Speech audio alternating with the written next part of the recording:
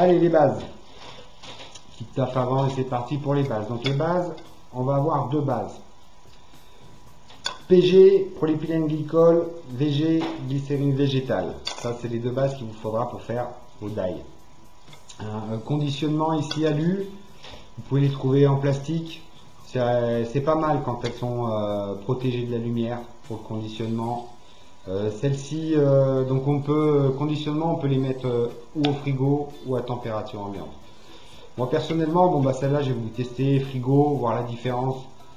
J'en ai pas trouvé, je vous dirais. Le seul, on me dit pour la conservation, les deux ont la même date de conservation, un délai d'1 an sur les deux là, pour ces modèles. Voilà. Ensuite, que dire de plus sur cette bouteille de lait? Alors, cette bouteille, donc Liberty Smoke, produit qui me tient beaucoup à cœur, parce qu'ils sont très soucieux de la qualité de leurs produits et du packaging.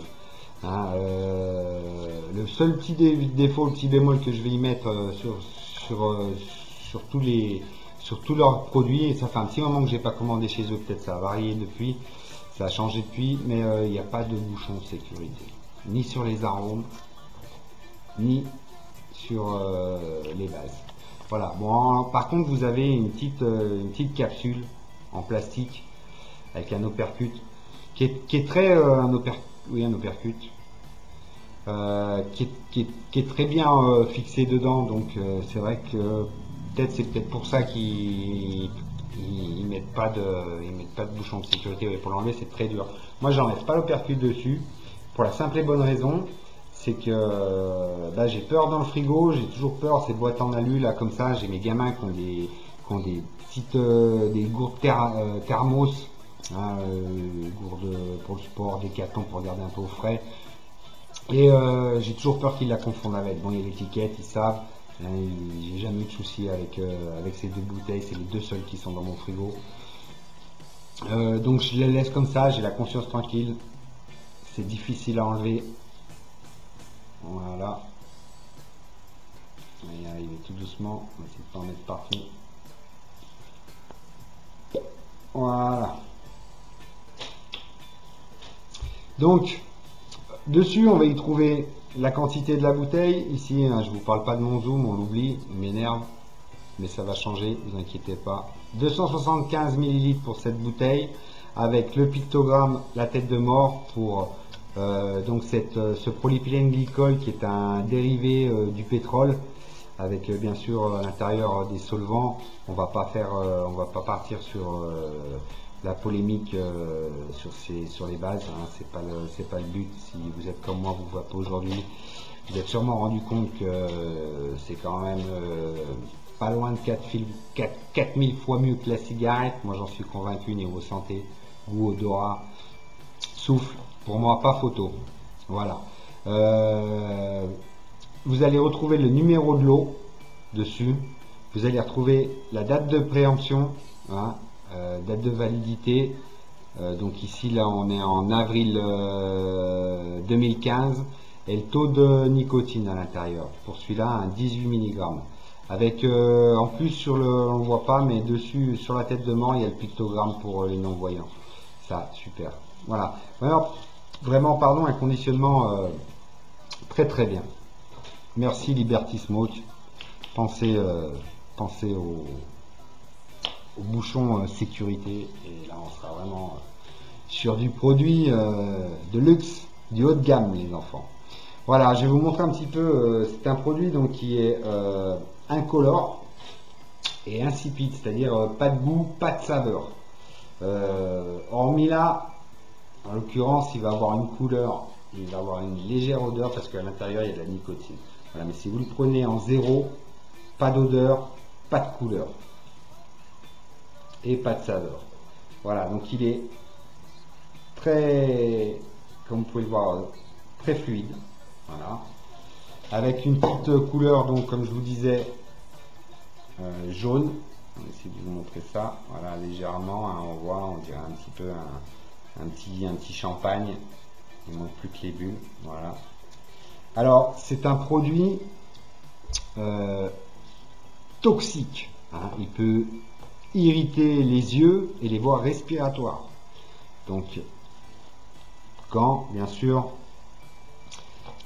je devrais avoir des lunettes. Là, voilà, il est loin de moi. Je fais attention, je vais pas aller me mettre l'œil, je vais pas me mettre l'œil dans le verre, me payer un coup à l'œil. Pas tout de suite, surtout pas avec celui-là. Donc, je vais le remettre dans sa bouteille. Voilà, hein, c'est un peu pour vous montrer. Je vous montrer avec la VG qui est totalement différente au niveau texture. Donc le polypylène glycol, on le trouve dans les produits alimentaires, hein, les sauces, les plats cuisinés, on le trouve dans les boîtes de nuit, hein, souvent les fumigènes, au cinéma pour créer des brumes artificielles, au théâtre. C'est un agent humectant, c'est-à-dire qu'il a la capacité d'absorber l'eau, il absorbe l'humidité. C'est pourquoi vous allez vous retrouver avec des liquides, tout dépend des gens bien sûr, qui sont plus ou moins sensibles. Mais par exemple sur un 70-30 à vapeur, au bout d'un moment vous allez retrouver avec une cloison nasale un peu sèche et la gorge aussi sèche. Donc il faut boire, on ne dira jamais assez. Quand vous vapez, il faut boire plus qu'en temps normal. Très important. Voilà. Sinon, qu'est-ce que je peux rajouter là-dessus? Oui, si, vous en avez aussi dans les cigarettes. Dans les cigarettes, dans le tabac, on en mettait pour éviter justement que le tabac sèche. Hein. Voilà, je crois que j'ai fait le tour de la question pour le PG. Il me semble rien avoir oublié. Sinon, de toute façon, on aura l'occasion d'en reparler de ces produits. On va passer à la VG. VG, je ne vais pas répéter, pareil pour la bouteille, pictogramme, pour les non-voyants, la totale, hein, toujours alu, pas de sécurité, toujours mon uppercut dessus là.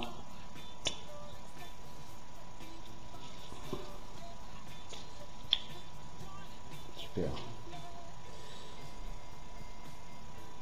Très intéressant. Comment enlever une capsule de plastique sur une base. Équipez-vous d'une paire de gants. Vous serez sûr de ne pas y arriver. Et surtout, ayez des ongles. Voilà. Donc, on va la faire couler, comme ça on va voir tout de suite la différence pendant que vous avez vu l'autre. Hop, je vais changer juste de verre, on va pas les mélanger, ça va pas être terrible. Voilà, là vous avez une PG qui est déjà presque à température ambiante, hein. Ça fait un petit moment que je l'ai sorti, et vous allez voir la différence. Je vais peut-être me décaler un peu plus, voilà, voilà. Voilà. Je sais pas si vous voyez. Vous voyez. Beaucoup plus épaisse. Hein, donc là, en fait, elle est pure. Hein, c'est pour ça, la prince. Quand vous allez en commander, si vous commandez de la 100% VG, c'est pas une pâte à crêpes, vous inquiétez pas. C'est parce que souvent, elle est diluée dans 10% d'eau. Et c'est bien, ça la dénature pas beaucoup. Et puis ça va vous permettre de la passer dans les cliros un peu partout, parce que c'est vrai que épaisse comme ça, dans les reconstructibles ça va, dans le Genesis ça va aussi, mais après dans les cliros, style Aspire, BCC, tout ça, avec les coins ici, et ben des fois au début ça va fonctionner, après vous allez avoir un goût de cramé, donc vous inquiétez pas. Prenez, vous avez une fiole de 10 ml, vous avez fait une fiole de 10 ml jusqu'à maximum 10% d'eau, vous pouvez rajouter dedans pour la rendre plus liquide. Voilà. Donc ça, c'était la petite VG, hop. Ça fait une taf là, hein, vous m'autorisez? Merci, c'est gentil. Donc comme vous avez pu le voir, cette glycérine végétale est un liquide sucré. Alors contrairement au PG qui lui n'a pas de goût, la glycérine végétale elle est sucrée. Elle est indolore et incolore. On l'utilise dans les produits cosmétiques, essentiellement dentifrice, bain de bouche, crème hydratante, produits capillaires, les savons, etc., etc. On en a aussi dans les vins très sucrés, style Sauterne. Quand vous faites tourner un peu votre verre dans le vin, vous avez ce qu'on appelle la robe, hein, qui va se déposer le long du verre et qui va couler, qui va faire des ponts légèrement. Ces ponts sont créés par l'alcool et les bases des ponts, je vais dire, eh ben, c'est de la glycérine végétale, voilà, qui est faite naturellement par la maturation du vin. Donc, qu'est-ce que je pourrais vous dire de plus? Ah oui, si, les deux, hein, pareil. Alors, elles doivent être aux normes. Alors, c'est pareil, l'Allier, elle est marquée, seulement vous n'allez pas le voir sur la bouteille, hein, c'est beau. Hein, c'est vraiment la cata. Il faut que ces bases, elles soient à la norme USP-EP. Hein, c'est une norme européenne. Si cette base a ces normes, ça vous garantit que là-dedans, vous n'avez que des produits pharmaceutiques contrôlés, niveau hygiène, sécurité sanitaire. Le produit 100% fini, il est 100% pharmaceutique. Parce que vous allez en trouver sur des shops en dehors de la communauté européenne à des prix défiant les lois de la pesanteur, livraison inclus. Et par contre là, attention les amis, parce que là, je ne peux pas vous garantir la qualité de la vape et puis la qualité pour votre santé. Donc, on a des super shops en France qui vendent des super bases à des prix, pour des prix moyens de... Une base suivant, ça va varier suivant la quantité et puis le taux de nicotine, mais comptez à peu près entre 7 et on va dire entre 7 et 14, 15 euros, c'est une fourchette que je vous donne, hein, parce que je fais tellement, j'ai pas mal de sites où je commande des bases, j'en ai pas mal, là, je dois avoir à peu près 5-6 marques différentes. Et voilà, elles vont varier suivant pas forcément la qualité, parce que moi j'y trouve pas forcément une qualité mieux, supérieure ou pas, mais le conditionnement et puis peut-être la nicotine dedans, je sais pas, mais bon, peu importe, regardez, allez-y, profitez-en, c'est pas ce qui manque dans les shops pour le die, et puis shop qui vous vendent des arômes, même maintenant du matériel, on arrive un peu à trouver des bases. Je crois que j'ai fait le tour. De la question. On va vaper un petit coup et puis on va se dire qu'on va se retrouver pour les arômes et puis les additifs. Allez, c'est parti. À tout de suite. Hop hop hop les amis, j'ai oublié un truc là qu'il faut que je parle là. On va faire ça rapido, c'est la nicotine. La nicotine, vous savez tout ce que c'est, vous avez été, je pense, tous fumeurs, hein. Donc c'est une substance chimique naturelle extraite des feuilles de tabac. Elle capture l'eau dans l'air, comme le polypylène-glycol. D'où les deux assemblés, elle capture l'eau, pardon, elle capture pas l'air, elle capture l'eau. Hein, donc les deux assemblés avec le polypylène-glycol. Buvez, buvez, buvez. J'insiste, je répète, je me répète, mais c'est important. Elle a une couleur jaunâtre. Hein, elle devient brun au contact de l'air. Voilà pourquoi je pensais à l'eau et l'air. Ce qui fait que à partir du moment où elle a pris l'air, hein, non seulement l'arôme s'assombrit, et puis la nicotine aussi, ce qui fait que des fois dans les cliros Les gens sont surpris du changement de couleur de leur liquide quand il reste au soleil et bien sûr à l'air libre. Tout à fait normal jusqu'à là. Elle a une odeur bien caractéristique et puis un goût acre, amer, acre. Elle est responsable de la dépendance, ça aussi je suis sûr que vous le saviez.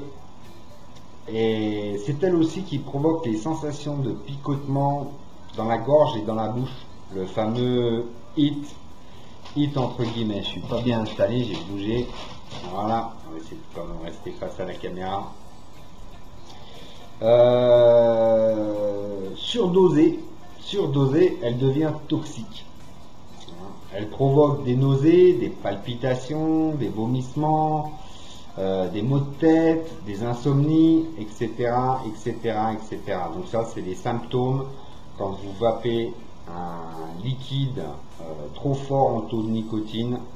Ça, c'est des symptômes, ça doit vous parler tout de suite. Si vous commencez à avoir mal à la tête, des nausées, mal au ventre, des palpitations, etc., etc. Donc, baissez le taux de nicotine. En overdose, elle devient mortelle. C'est pourquoi, bouchon sécurité, rangez-les comme les médicaments si vous avez des enfants, pas porter des enfants, même s'il y a des bouchons sécurité ou quoi. Hein, quand on est gosse, quand on veut ouvrir quelque chose, moi je sais que j'étais un gosse bien turbulent, assez terrible. Donc voilà, quand un gamin il a décidé, s'il prend, il vous plante un coup de dent dans un arôme, dans une bouteille en plastique ou quoi, hein. Planquez-les, rangez-les. Surtout, ce que je voulais vous parler d'un truc, c'est la nicotine pure. Vous trouvez sur des sites, en France, elle est interdite. En France, taux maximum 20 mg de nicotine par millilitre. Hein, voilà. Donc c'est pas 1 millilitre 20 et 20, c'est le dosage que vous avez dans les bouteilles, 1 litre 20, il contient 20 millilitres, il contiendra toujours 20 millilitres, 20 mg, je vais y arriver, de nicotine par millilitre. Donc vous pouvez sur ces sites, vous trouvez nicotine pure, 99%, 80, 89%. Alors il faut savoir, elle est interdite en France. Hein. C'est un produit mortellement dangereux. Donc vous amusez pas à ça. Vous amusez pas à ça. Comme je vous disais auparavant, les shops, elles vendent des bases toutes prêtes avec le taux de nicotine maximum 20. Vous choisissez votre taux de nicotine, vous commandez, vous n'allez pas commencer à acheter des bases en zéro et allez vous amuser à rajouter de la nicotine dedans. Parce que la nicotine pure, il suffit, si vous renversez le pot, le bidon, ou la fiole de nicotine pure sur vous, c'est la mort. Il suffit de 3 à 4 gouttes, je crois, hein, pour tuer une personne en moins d'un quart d'heure. Alors s'il vous plaît, vous oubliez ça. Vous oubliez la nicotine pure. Hein. Ça c'était hyper important. En plus, les risques, vous allez commander ça. Si ça bloque en douane, vous faites sucrer la nicotine, vous prenez une amende, je ne veux pas dire de bêtises, mais à l'époque je m'étais renseigné parce que quand j'ai commencé le DAI, ça m'avait un petit peu intéressé. Ça peut faire très très mal, ça peut faire très très mal, hein, au niveau du portefeuille, et au niveau santé. Donc oubliez ça. Voilà, c'était la petite parenthèse. On passe aux arômes maintenant, hein. Et puis ne vous inquiétez pas, si vous êtes toujours derrière la caméra, c'est cool, c'est que la voiture est confortable. Là c'était le plus gros. Là on va sortir des départementales et puis on va attaquer l'autoroute pour terminer avec les arômes. D'accord. Donc les arômes, deux catégories, je vais dire deux arômes concentrés. Ça devient un peu difficile de faire la différence. Normalement, un concentré, comme son nom l'indique, pour les jus de fruits, tout ça, je sais pas, c'est pareil sur les arômes, mais on extrait l'eau de manière à ce qu'il reste vraiment que l'arôme au plus pur. Donc le concentré aujourd'hui, au départ, on trouvait des arômes, on vendait des arômes. Aujourd'hui, on vend du concentré parce que voilà, c'est censé être plus costaud. Moi, j'ai testé des arômes dans des shops avec qui étaient arômes, qui aujourd'hui sont vendus concentrés, et les deux c'est les mêmes. Il n'y a pas photo. Alors, ou au départ, ils vendaient des concentrés qu'ils appelaient arômes, ou alors on se fait enfiler.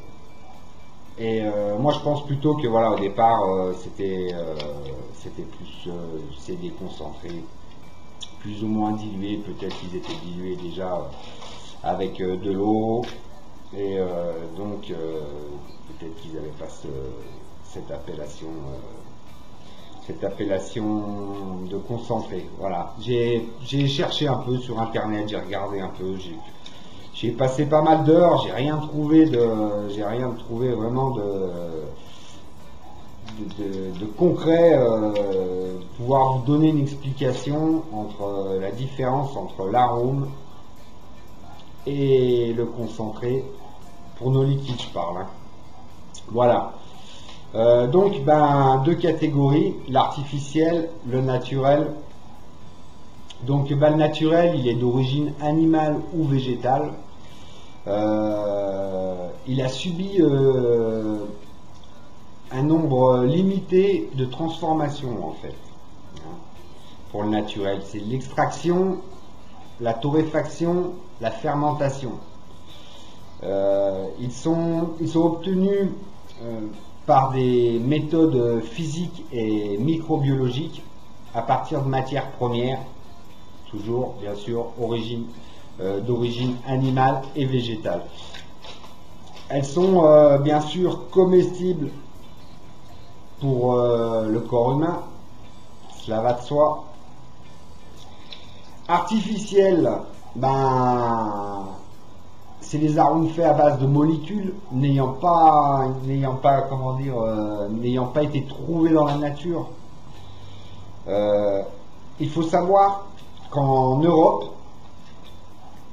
il suffit qu'un arôme naturel, on y mette dedans, à l'intérieur, une seule goutte d'un arôme artificiel, et il devient un arôme artificiel.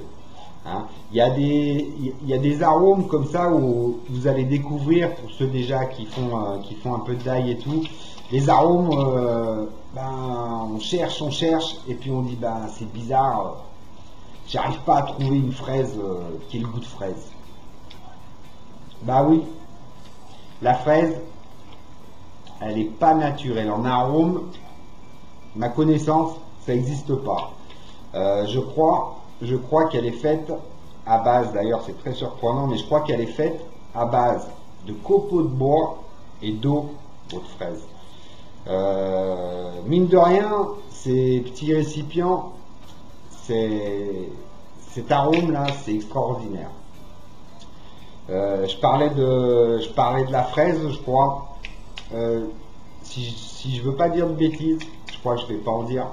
Si je me rappelle bien, là-dedans, vous avez 300 dans une fraise, vous avez plus de 300 molécules pour vous faire votre goût de fraise. Un café, un banal café, c'est 600 molécules. C'est énorme. C'est vraiment peut-être que là, ouais, on parle peut-être plus de concentré que d'arômes. Bref, les arômes, vous les trouvez en 5, 7, 10, 20 ml, 30 ml, 50 ml, même jusqu'à 115, j'ai des 115 ml. Voilà. Donc après, suivant si vous l'aimez ou pas, prenez-en en fonction de votre besoin. Voilà. Je voulais encore dire quelque chose sur les arômes que je suis en train de zapper. Ça va peut-être me revenir un peu plus tard. Je crois que j'ai fait le tour de la question pour les arômes. Hein, on s'étendra pas plus dessus. On approfondira sur les reviews prochaines chaque arôme dans le détail. Souvent, oui, ben, ils sont coupés polypylène glycol ou VG. Avec de l'eau aussi. Natura, oui, très important. Je savais que j'allais oublier quelque chose. Les arômes pour la vape sont des arômes pour la vape. Attention à ce que vous mettez quand vous faites vos préparations liquides. Les arômes alimentaires, ils sont pas tous faits pour la vape. Dans un arôme pour la vape, vous ne devez pas avoir, ou très peu, de sucre, de graisse et de colorant. Ça, c'est les arômes pour la vape.